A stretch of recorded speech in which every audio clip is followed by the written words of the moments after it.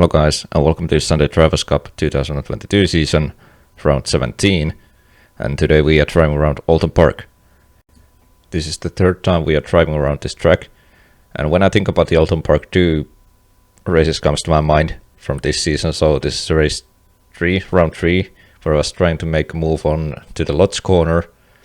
It didn't go too well, and the second race that comes to my mind, if I'm not mistaken, it's round 11 here, where I was able to take the lead after making this fantastic move on Tom Daly, after following him quite many laps. Going at this race, I was quite curious to see in which category this race will fall into. And based on the practice and based on the qualifying, my pace wasn't there. So here's the qualifying results. And you can see I'm starting from 6th position, and honestly that was my best lap I did around this track with these conditions, so I was a little bit worried how the race will go and if I can keep up with Tom Daly, who is starting from 5th position, but we'll see. And there are two cars I want you to pay attention to: the car behind me with the thread hood and then Tom Daly in front of me. Those two cars, especially the car behind me, got a very good launch from the grid. I've never seen anything like that in Sunday Drivers Cup, so the start should happen in any moment. Yeah, so he already gained a position there. I immediately went to the defensive line, hold my inside line so he goes to the left, to the outside line. And at this point he's already gone past by me. There's also going to be a contact between Tom Daly and Sandovar. They're going to the grass, and Tom Daly, all of a sudden he's in front of me. All I was able to do was to slow down my car a little bit, but yeah, luckily my car was still in a good condition. You can see I'm checking if there's any damage in front, but nope. And also Tom Daly's car was in a good condition, so he was also able to continue the race. But that will of course change my mindset and how I will approach this race. By the way, the pole sitter Michael Elliott was there on the grass. Good job keeping the car out of the way, but unfortunate for the team and unfortunate for him that he spun.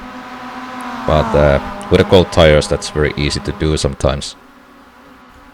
Anyway, this is now lap 3. I'm following Avan Alpagus and Peter Reed in front of me. Behind me, William Van Russell, also very close there. So yeah, I was following these guys pretty much the whole race. It's only lap 3. But here you can see Peter Reed, he takes this curb very aggressively, loses control, and these two cars crashes into each other's.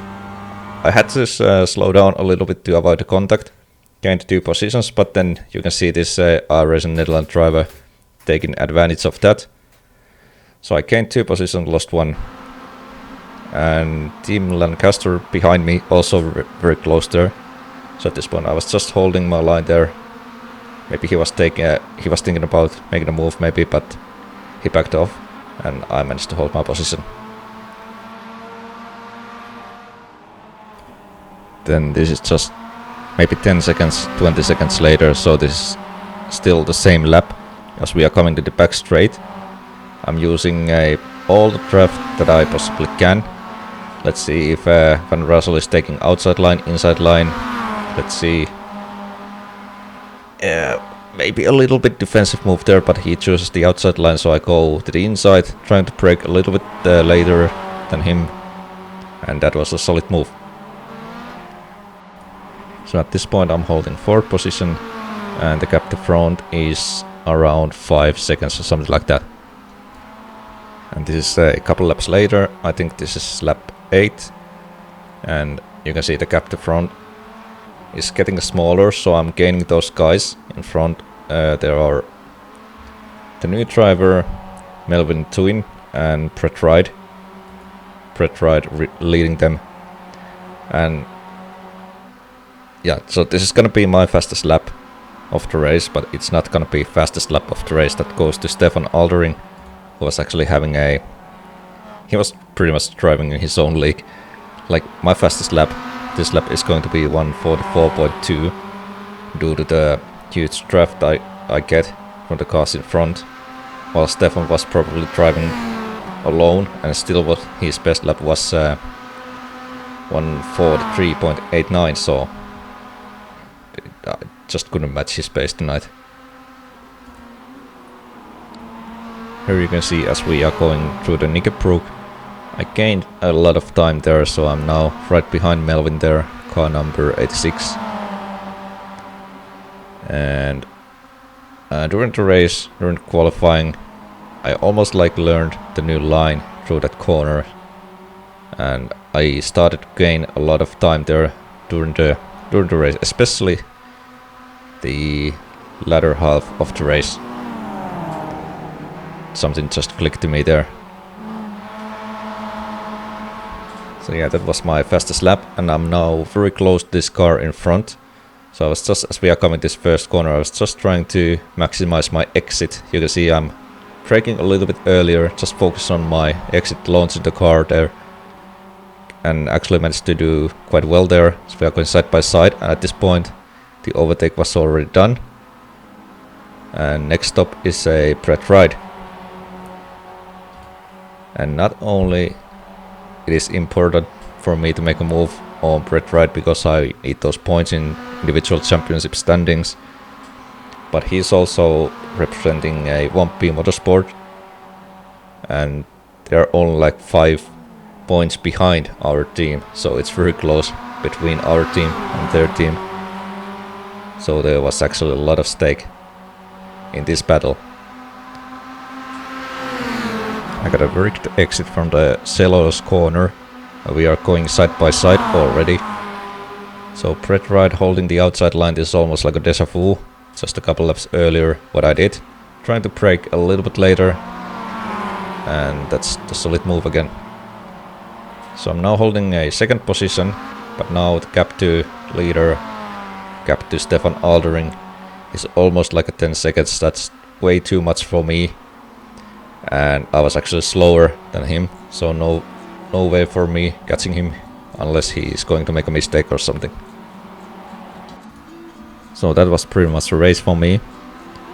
I was slowly pulling away from the cars behind, and when I crossed the finish line as a second, the gap behind was around 9 seconds or 8 seconds, something like that. So a pretty good pace, but it was only good enough for second position tonight. And this is actually last lap. While I was driving behind the back marker, I didn't really feel the need to get past by at this point. Like I said, the gap behind was quite big, so I was just following him, and he wasn't too slow either, so no need to go there and mix things up. At the end of the day, Tom Daly finishes in 6th position, so that's good news for me. But he also got some very good reserve points in his drop races. So the remaining 3 races are still going to be very interesting. And it's already been a fantastic season. And honestly, I don't even care in which order we will finish this season, because it has been quite pleasure to compete in this league. And it's a little bit sad to know that after this year, there's not gonna be a Sunday Drivers Cup anymore as we know it. But then again, we won't really know what the future will bring. So, and if you don't know what I'm talking about, check out the link in the description. So the next year is going to be a different. There's gonna be less races, which for me it's probably gonna be a good thing.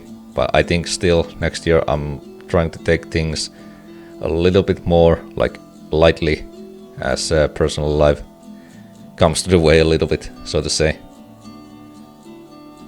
What I really like about this league is that it will give you experiences and feelings.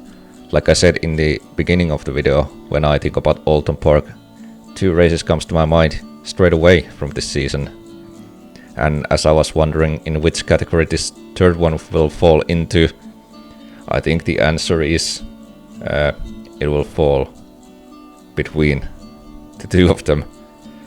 So even if we are driving the same track or almost same layout, the races are always going to be unique, and you will get unique experience. every time. You don't need like tons of different tracks and paid content. All you need is a bunch of tracks and good guys, and you will have fun time. And I think we have proved that right in Sunday Drivers' Cup quite many times.